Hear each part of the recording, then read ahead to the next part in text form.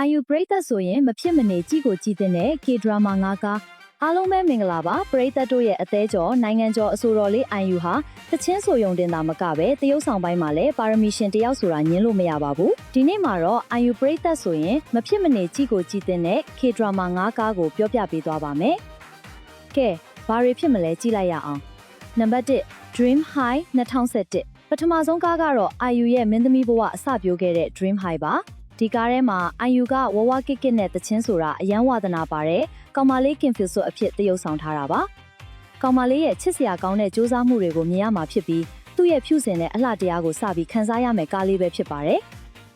နံပါတ်2 Moon Lovers Scarlett Harjo 2016ဒုတိယကားကတော့အာယူကိုဒရာမာလောကမှာနေရာအခိုင်အမာရစေခဲ့တဲ့ Moon Lovers ပါခေတ်သစ်ကနေဂိုလျောခစ်ကိုအချိန်ခီးသွားမိတဲ့ဟဲစုအဖြစ်တရုပ်ဆောင်ထားတာပါမင်းသားချောပေါင်းများစွာကြားထဲမှာအာယူရဲ့နုပြိုလှပမှုဝမ်းနဲ့ကြေကွဲမှုတွေကိုအကောင်းဆုံးမြင်တွေ့ရမှာဖြစ်ပြီးပရိသတ်တွေမျက်ရည်ဖြန်ဖြန်ကျစေခဲ့တဲ့ Legend ကားတကားပေါ့နံပါတ်3 My Mr 2018တကယ်လို့သင်ကအာယူရဲ့အမှုပညာအဆင့်အတန်းကိုအမြင့်မားဆုံးမြင်ချင်တယ်ဆိုရင်တော့ My Mr ကိုကြည့်ရပါမယ်လောကတန်ကိုခါးစည်းခံနေရတဲ့ကောင်မလေး EGN အဖြစ်ပကတိအတိုင်းတရုပ်ဆောင်ထားတာပါဒီကားထဲမှာအာယူရဲ့အိုင်တင်တွေကတင့်နှလုံးသားကိုညှို့ယူဖန်ဆားသွားမှာအသေးချပါပဲအကောင်းဆုံးဒရာမာစုတွေပါရရှိထားတာနော်နံပါတ်4 Hotel del Luna